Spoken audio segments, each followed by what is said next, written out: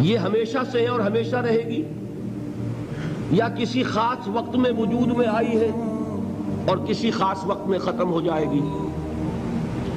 اگر کسی خاص وقت میں وجود میں آئی ہے تو آیا از خود وجود میں آئی ہے یا کسی نے پیدا کیا ہے؟ آیا خود بخود چل رہی ہے یا کوئی اس کا حاکم ہے؟ پہلا سوال تو یہ ہے سب سے اہم۔ دوسرا سوال یہ کہ میں کون ہوں، کہاں سے آیا ہوں؟ یہ تو ہمیں معلوم ہے، ہر شخص جانتا ہے فلاں تاریخ کو اس دنیا میں آیا، اس میں 9 مہینے کا اور اضافہ کر لے، فلاں تاریخ سے اپنی والدہ کے پیٹ میں اس کا آغاز ہوا، بس اس سے پہلے بھی کوئی میں تھا کہ نہیں؟ کوئی میری ہستی اس سے قبل بھی تھی یا نہیں تھی؟ تو کیا تھی؟ اور یہ بھی ہمیں معلوم ہے کہ ہر شخص کے لیے موت ہے، سامنے کھڑی ہے، یا قبر ہے، یا ہندو کو جلایا جانا ہے، ہر ایک کو معلوم ہے۔ لیکن آیا that death is the end، وہ خاتمہ ہے میرے سفر حیات کا، یا یہ کہ میرا وجود اس کے بعد بھی رہے گا؟ اگر بعد بھی میرے وجود کا کوئی تسلسل ہے تو اس کی کیفیت کیا ہوگی؟ یہ بنیادی سوالات ہیں۔ ایک سوال اور بھی ہے، خیر کیا ہے، شر کیا ہے؟ آیا خیر اور شر کی اقدار مستقل ہیں یا بدلتی رہتی ہیں؟ ان کے لیے کون سی چیز ہے جو فیصلہ کن ہوگی، جو طے کرے کہ یہ خیر ہے یہ شر ہے؟ یہ بنیادی مسئلہ ہے۔ بنیادی مسئلہ ایک اور بھی ہے کہ انسانی علم کی حقیقت کیا ہے؟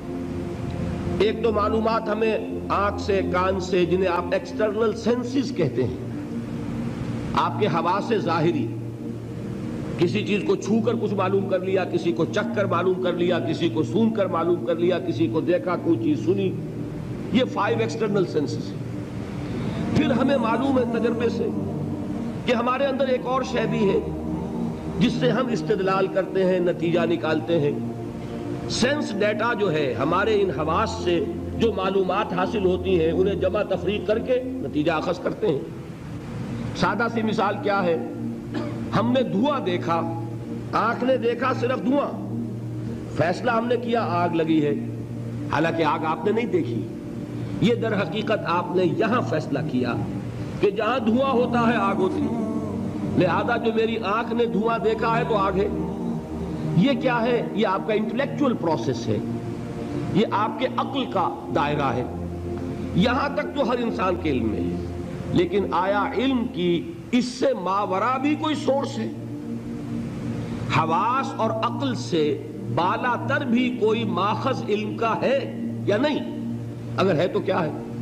ہمیں خود معلوم ہونا چاہیے حقیقت کیا ہے۔ میں کیسے مان لوں؟ یہ کہہ رہا ہے کائنات خود بخود بن گئی، فلاں کہہ رہا ہے نہیں، کائنات کا پیدا کرنے والا ایک خدا ہے، تیسرا کہتا ہے 100 خدا ہیں، چوتھا کہتا کوئی خدا ودا نہیں ہے۔ تو میں کیسے مانوں؟ کس کی بات مانوں؟ مجھے خود جو ہے اپنی عقل سے، اپنے سوچ سے، اپنے غور و فکر سے ان کے جوابات تلاش کرنے۔ حضرت سلمان فارسی رضی اللہ تعالی عنہ کہاں پیدا ہوئے؟ ایران میں، فارسی ہے۔ باپ ایک بہت بڑے آتش کدے کا چیف پریسٹ تھا، سب سے بڑا پجاری، اور وہ ظاہر بات ہے کہ جب باپ اس منصب پر ہے تو باپ کے بعد بیٹا بیٹھے گا، کیریئر اس کے لیے روشن۔ لیکن ان کو یہ خیال آیا کہ یہ عجیب بات ہے، آگ ہم خود جلاتے ہیں، ایندھن نہ ڈالیں تو جلتی نہیں، ہم ایندھن ڈالیں تو جاری رہے گی، اور پھر اسی کے آگے ہاتھ جوڑ کر کھڑے ہو جائیں، اسی سے ہم دعائیں کریں، اسی سے ہم مانگنے لگیں۔ یہ تو بڑی بے وقوفی کی حرکت ہے، میں اس کو کرنے کے لیے تیار نہیں۔ آپ کو معلوم ہے he left his house, he left his country، گھر چھوڑا، ملک چھوڑا، کہاں گئے؟ شام۔ شام میں عیسائی راہبوں کے پاس، جیسے گوتم بدھ نے ایک ایک رشی اور ایک ایک منی کی خدمتیں کی ہیں، جوتیاں سیدھی کی ہیں علم حاصل کرنے کے لیے، یہ سلمان فارس کا رہنے والا ایک ایک عیسائی پادری کے پاس، ایک ایک عیسائی راہب کے پاس جا رہا ہے۔ مجھے بتاؤ حقیقت کیا ہے؟ ایک سے کچھ حاصل کیا، دوسرے کے پاس گئے۔ اب آخری جو شخص تھا بہت نیک، بہت زاہد، بہت عالم، بہت عارف شخص، چونکہ آپ کو علم میں ہے کہ اس وقت تک جب تک حضور پر وحی نازل نہیں ہوئی تو دین کون سا تھا؟ دین عیسوی، اور وہ دین عیسوی کے ماہر اور بڑے ہی ایسے روحانی طور پر اعلیٰ مقام پر فائز راہب موجود تھے۔ حضور کو بچپن میں پہچانا ایک راہب نے، بحیرہ راہب، پہچانا کہ نہیں پہچانا؟ اسی طرح کا یہ راہب تھا کوئی شخص۔ جب اس کی موت کا وقت آیا، حضرت سلمان فارسی پوچھتے ہیں کہ اب آپ مجھے کس کے حوالے کر رہے ہیں؟ میری تو وہ علم کی پیاس ابھی بجھی نہیں ہے۔ وہ شخص کہتا ہے میرا علم یہ مجھے بتا رہا ہے کہ نبی آخر الزماں کے ظہور کا وقت اب قریب ہے۔ تمہارے اندر جو یہ پیاس ہے علم کی، یہ تو انہی کے دامن میں پہنچ کر اس کو سیری حاصل ہوگی۔ اور میرا علم مجھے بتاتا ہے کہ جنوب کی طرف کھجوروں کی سرزمین میں ان کا ظہور ہوگا، لہذا قسمت یاوری کرے گی، بسم اللہ کرو، ادھر کا رخ کرو۔ ادھر اس راہب کی آنکھیں بند ہوئیں، ادھر انہوں نے سفر شروع کیا عرب کا، ایک قافلے کے ساتھ شریک ہو گئے۔ قافلے پر ڈاکوؤں کا حملہ ہوا، گرفتار کر لیے گئے۔ گرفتار کرنے کے کیا معنی؟ غلام بنا لیے گئے، غلام بنا کر بیچ دیے گئے۔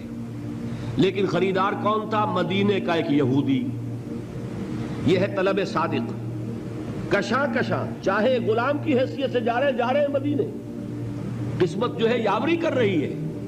بظاہر یہ ہے کہ لوٹے گئے، غلام بنا لیے گئے، مدینے پہنچ گئے۔ حضور ابھی تشریف نہیں لائے، ابھی مکے میں ہے، لیکن خبریں آ رہی ہیں کہ مکے میں کسی نے دعویٰ کیا ہے نبوت کا۔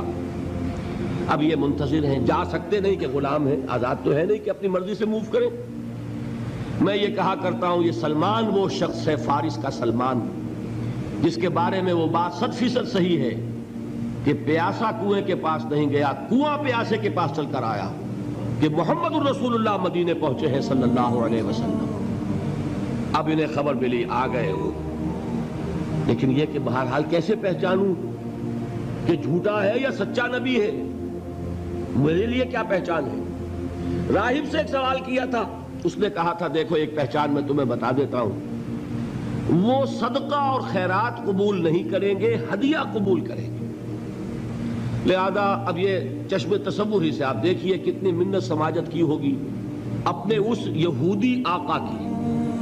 رخصت لی، ساتھ ہی کھجوریں کچھ حاصل کی، کھجوروں کو ٹوکری میں ڈالا، حضور کی خدمت میں پہنچ گئے۔ حضور نے سوال کیا کہ سلمان یہ کیا ہے؟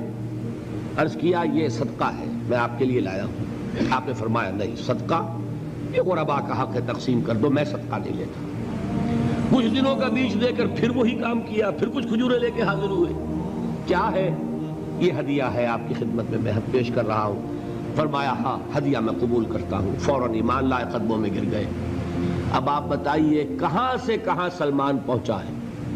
اگر وہ بھی اپنے معاشرے میں جو چیز مانی جا رہی تھی اس کو مان کر اپنی زندگی بتا دیتا تو کیا محمد الرسول اللہ صلی اللہ علیہ وسلم کے قدموں تک پہنچنا نصیب ہوتا؟ اسی طرح کا معاملہ زید کعبے کے پردے پکڑ پکڑ کر کہا کرتے تھے، اے اللہ میں صرف تیری بندگی کرنا چاہتا ہوں، میں ان بتوں کو نہیں پوجنا چاہتا، مجھے معلوم ہے ان میں کچھ نہیں ہے، لیکن اے اللہ کیسے پوجوں یہ مجھے معلوم نہیں، تیری بندگی کیسے کروں، تیری پرستش کیسے کروں، تیرے احکام کیا ہیں مجھے معلوم نہیں۔ یہ زید ہیں جن کا انتقال ہو گیا حضور پر وحی کے شروع ہونے سے پہلے۔ ان کے بیٹے تھے سعید ابن زید جو بہنوئی تھے حضرت عمر ابن خطاب کے، ان کے گھر میں فاطمہ بنت خطاب حضرت عمر کی ہمشیرہ تھی۔ اب آپ بتائیے زید کا بیٹا ہو، کیسے ممکن ہے کہ ادھر محمد پر وحی آئے ادھر وہ اس کی تصدیق نہ کر دیں؟ لہذا سعید ابن زید جو ہیں یہ عشرہ مبشرہ میں سے ہیں، ان 10 چوٹی کے صحابہ میں سے ہیں کہ جنہوں نے فوراً تصدیق کی اور جن کو کہ جنت کی بشارت دنیا میں دی گئی۔ وہ سعید ابن زید کے بیٹے سعید، اور یہی ذریعہ بنے ہیں حضرت عمر کے ایمان کا۔ وہ آپ کی بہن اور آپ کے بہنوئی فاطمہ اور ان کے شوہر سعید ابن زید یہ ایمان لائے ہیں پہلے، اور ان کے راستے سے ہو کر ایمان کی دولت خود حضرت عمر تک پہنچی ہے۔ یہ میں نے آپ کو چند مثالیں دے دی، اس سے حقیقت کیا واضح ہوئی کہ یہ بنیادی سوالات ہیں جن پر لوگ غور کرتے ہیں، اللہ حقیقت تک پہنچاتا بھی ہے، لیکن اب بات سمجھیے، ان سوالات کے جوابات کے دو راستے بالکل ایک دوسرے سے مختلف ہیں۔ ایک راستہ ہے اپنی سوچ، اپنی عقل، اپنا غور و فکر، اپنا استدلال، استنتاج، انفر کرنا، نتائج نکالنا، اپنی منطق لڑانا۔ جو لوگ اپنے غور و فکر سے ان سوالات کے جواب دیتے ہیں انہیں ہم کہتے ہیں فلسفی۔ ایک ایسے لوگ بھی ہمیں ملے تاریخ میں جنہوں نے یہ دعویٰ کیا کہ ان سوالات کا جواب ہمیں ملا ہے ایک اور ذریعے سے، وہ ذریعہ ہماری سوچ کا نہیں ہے، وہ ہمارے غور و فکر کا حاصل نہیں ہے، وہ ہماری منطق کا نتیجہ نہیں ہے، بلکہ ایک اور سورس ہے جو تمہارے پاس نہیں ہے۔ وہ سورس وہی کی سورس ہے، وہ ذریعہ وہی کا ذریعہ ہے، اس ذریعے سے ہمیں معلومات حاصل ہوئی ہیں۔ ان کو ہم کہتے ہیں نبی۔ فلسفی اور نبی میں اتنا ہی فرق ہے، فلسفی ان سوالات کو گریپل کرتا ہے، ان کے ساتھ وہ اپنے ذہن، اپنے فکر کی قوت اور صلاحیتوں کے ساتھ کشتی کرتا ہے۔ اب کسی فلسفی کا کوئی نتیجہ ہے، کسی کا کوئی نتیجہ ہے۔ یہی وجہ ہے کہ فلسفی اپنا فلسفہ پیش کرے گا، کبھی یقین کے ساتھ نہیں کہہ سکتا کہ یہی حق ہے۔ یہ کہے گا ہمیں یہ معلوم ہوتا ہے، ہمیں تو یوں بات